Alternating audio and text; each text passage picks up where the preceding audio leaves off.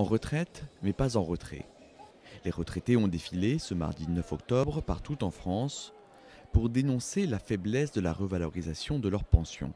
Ne serait-ce que pour venir faire des visites médicales à Paris, c'est cher.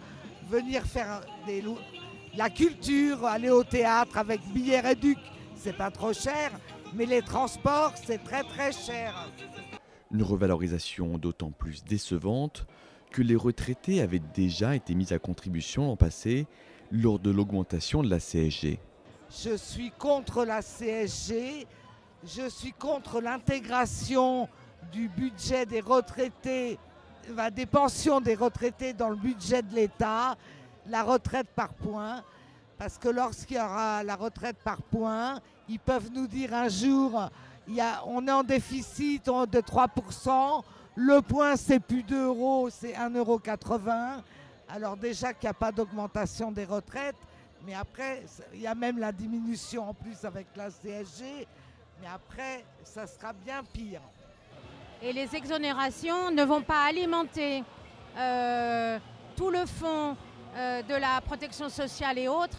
Et à terme, ça va se retourner contre nous. Il va falloir augmenter les mutuelles, prendre des assurances complémentaires.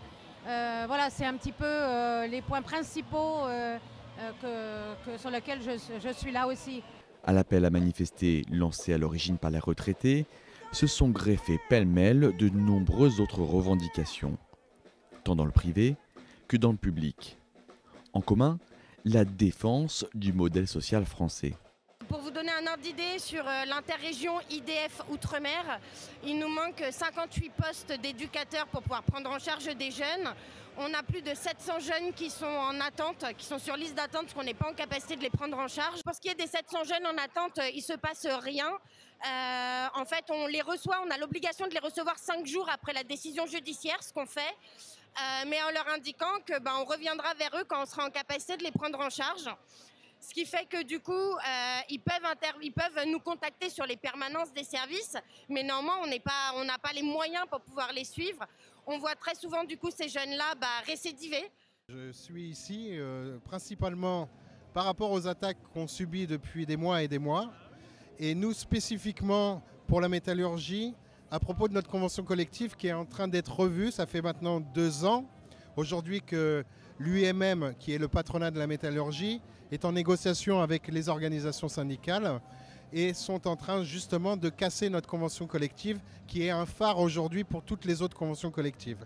Au total, plusieurs dizaines de milliers de personnes ont répondu à l'appel de l'intersyndicale CGT, FO Solidaire et des organisations de jeunesse, à Paris comme dans la centaine de cortèges organisés en province.